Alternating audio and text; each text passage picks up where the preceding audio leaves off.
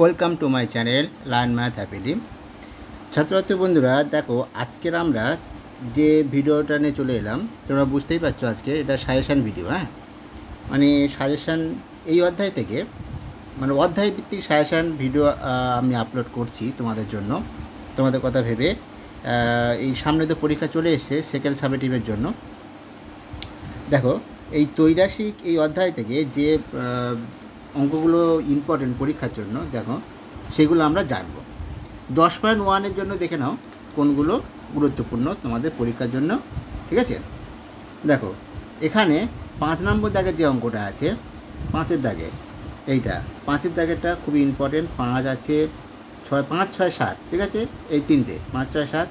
আর এর থেকে একটু লেস ইম্পর্টেন্ট 4 নম্বরটা, 4 নম্বরটাও রাখতে পারো, ঠিক আছে? 4 মানে কী হলো, 5, 6 আর 7টা খুব বেশি, মানে ডবল স্টার দিতে পারো, আর এটা এক্সট্রা স্টার, ঠিক আছে? এরকমই ইম্পর্টেন্ট। তাহলে 10.1-এর এই কটা, ঠিক আছে? এই কটা হলো। এবারে চলো আমরা দেখে নিই এর পরবর্তী যে অধ্যায়টা আছে।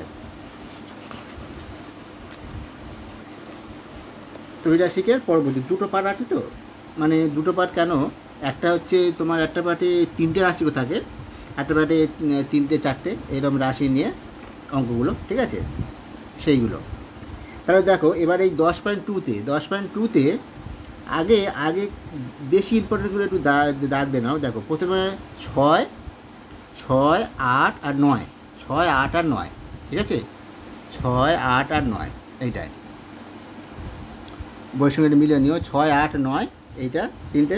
আর বাদবাকি যে কটা পড়ে রইলো, 7, 5, 3, 4 আর 2, এইগুলো 6, 8, 9 যদি এটা ডবল বা ট্রিপল স্টার হয়, ও দুটো একটা স্টার, ঠিক আছে?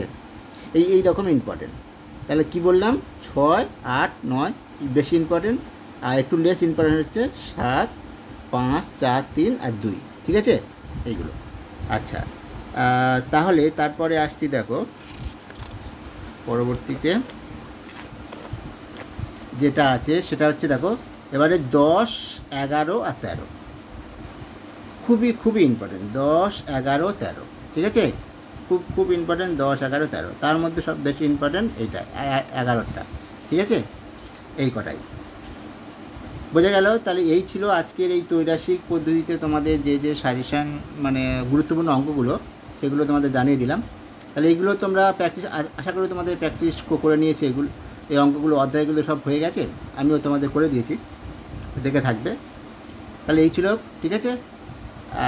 আচ্ছা, তাহলে আজকে এই পর্যন্ত। পরবর্তী অধ্যায় আমরা পরের ভিডিওতে আলোচনা করব সেইগুলোর জন্য, ঠিক আছে? মানে সেই অধ্যায় থেকে কী কী সাজেশান তোমাদের দেওয়া যায় তোমাদের একটু সুবিধা হওয়ার জন্য, পরীক্ষার জন্য। তোমরা যদি কমেন্ট করে জানাও যে স্যার এই অধ্যায়টা আগে দিলে ভালো হয়, তাহলে সেটা করতে পারো। তাহলে আমি সেইটা অধ্যায়টা নিয়ে আগে তোমাদের সাজেশান দিয়ে দেবো, ঠিক আছে? আজকে এই পর্যন্ত।